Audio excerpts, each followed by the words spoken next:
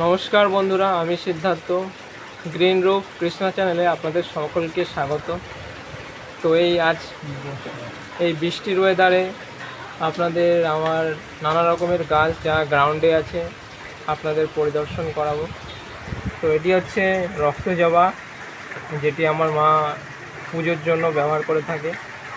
পাশে আরও একটি আছে জবা গাছ, নিচে আছে এই যে গন্ধরাজ লেবু গাছ। এই যে দেখুন, বর্ষায় প্রচণ্ড অনেক পেয়ারা ধরেছে। এই যে দেখুন,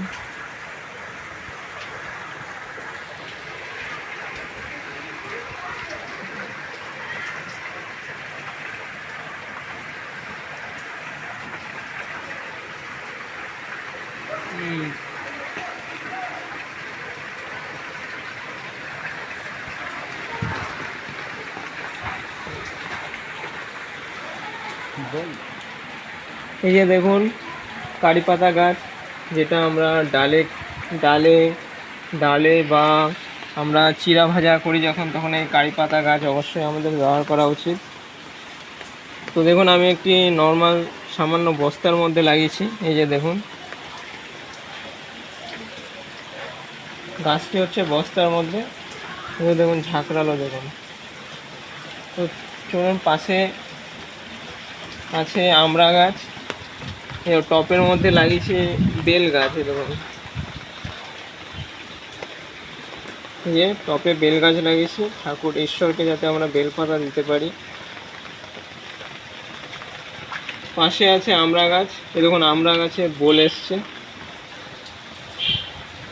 এই দেখুন বোল, অনেক জায়গায় বোল এসছে। এই যে, তো যখন ফল ধরবে আপনাদের অবশ্যই ভিডিওগুলি শেয়ার করব।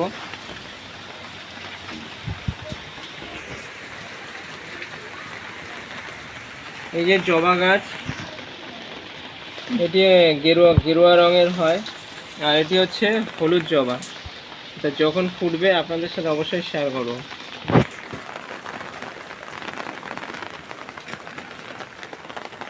শুনুন, এই যে সেই সবেদা গাছ, যেটি আমার ছাদে ছিল। খুব অতিরিক্ত গরমের কারণে নিচে নামিয়ে ফেলা আছে। দেখুন পাতা ঝলসে গেছে গরমে, পাতা ঝলসে গেছে, দেখেছেন? এখনো ফুল আছে, অবশ্য বর্ষার ওয়েদারে হবে। এই যে দেখুন 12 মাসি আম গাছ, এই যে বোল, আরও বোল এসছে। এই দেখুন জবা গাছের সাথে আছে।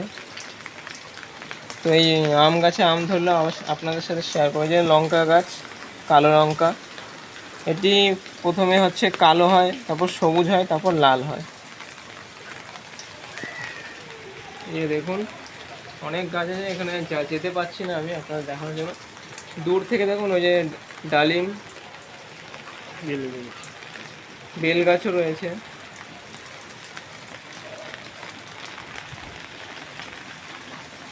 এই যে নিচে আছে দেখুন অশ্বত্থ গাছ, যেগুলো আমি বনসাই তৈরি করছি। পাশে ওই যে বট গাছ, এই যে বট গাছগুলো, তো সমস্ত গাছ দেখাচ্ছি আপনাকে। আরেকটা কথা বলে রাখি, যে দেখুন এই বর্ষার মধ্যে দেখুন টপের মধ্যে জল জমছে। দেখুন জল জমছে। এই জলটা কী করবেন, জল জমতে দেবেন, এরকম ফেলে দেবেন। এতে গাছে কী হবে, ওই শিকড় পচা রোগ থেকে আপনারা, এই গাছ বেঁচে থাকবে শিকড় পচা রোগ থেকে।